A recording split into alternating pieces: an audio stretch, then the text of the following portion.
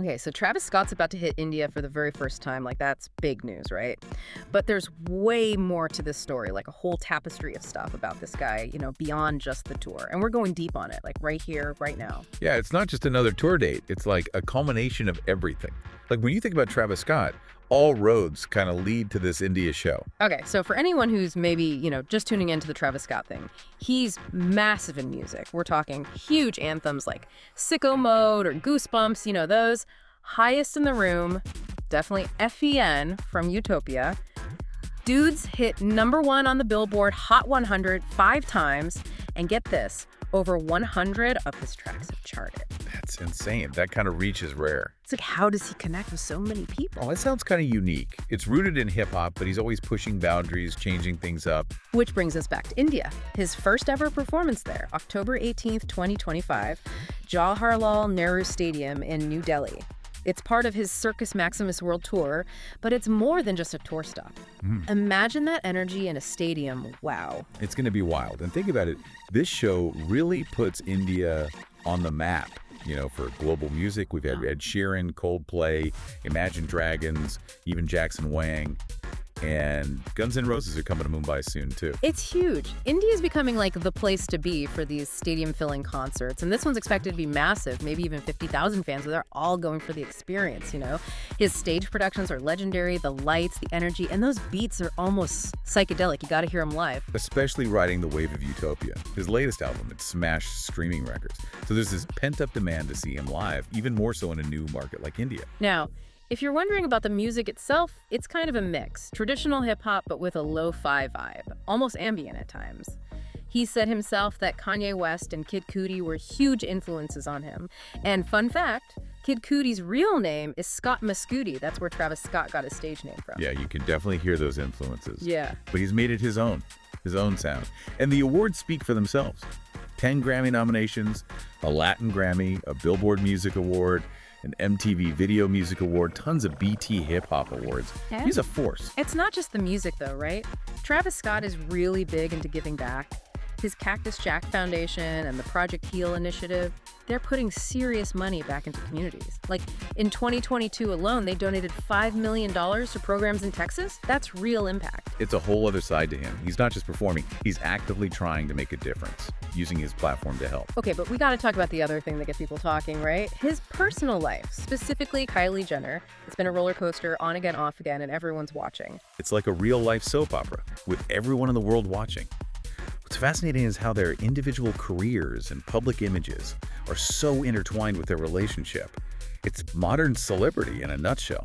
So let's rewind. They met at Coachella, April 2017. The rumor is that Kylie was maybe trying to make Tyga jealous at first, but whatever it was, it got serious fast. By May, they were out together publicly, and Travis was telling people it was the real deal. Everyone was talking about this new power couple. Then, in February 2018, Stormy Webster was born. That changed things, They were parents now, no matter what happened with the romance. Being parents, it creates a bond that goes beyond romance. Shared responsibility changes the dynamic. Then, in October 2019, they don't announce they're taking a break, but they're committed to co-parenting Stormy. Summer 2021, they're back together. Later that year, Kylie announces she's pregnant again. People were hooked. It's that whole will they, won't they, people relate to it. It makes these larger-than-life celebrities seem more human. Air Webster, their second child, was born in February 2022, but it didn't last. Another split in January 2023. Throughout all of this, though, one thing's remained constant. They're both dedicated to their kids. And that's important. Putting their kids first, even through all the drama, it's a sign of maturity. They're focused on family. Kylie's not the only one, though. Before her, there was Ruby Rose, back when he wasn't famous. She's spoken about it openly. And in 2015, rumors flew about him and Rihanna, especially when he worked on her album Anti. It's good to remember everyone has a past. These relationships, before he became Travis Scott the global icon, they all shaped him, helped him become who he is. There was also Chantel Jeffries, briefly in 2015, although that one was never confirmed. Before Kylie, he was with Justine Skye from 2016 to 2017.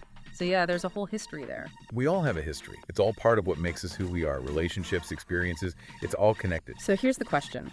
When you look at these two sides of Travis Scott, the music superstar heading to India for this huge concert, and the guy whose personal life is constantly in the tabloids. How do they fit together? What does it say about him, about his appeal? Think about it. He connects with millions through his music, right? That creative power translates into these massive cultural events like this India show.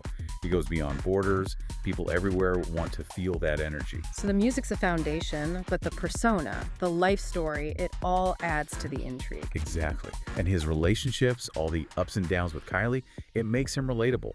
People feel like they know him, and that strengthens the connection they have with his music. So wrapping up this deep dive, let's recap. Travis Scott, he's huge in music, chart-topping hits, unique sound. And now he's bringing it to India for the first time. And alongside this, his personal life, especially with Kylie Jenner, has been a constant source of fascination for people all over the world. And as we end, think about this.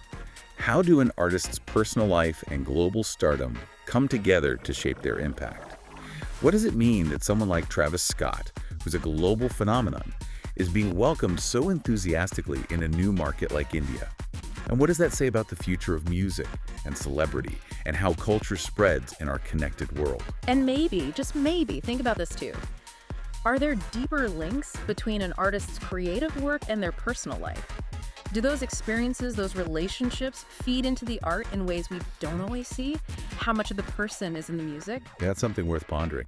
Definitely food for thought. Absolutely. Thanks for joining us for this deep dive. It's been a pleasure. Until next time, keep exploring. Stay curious.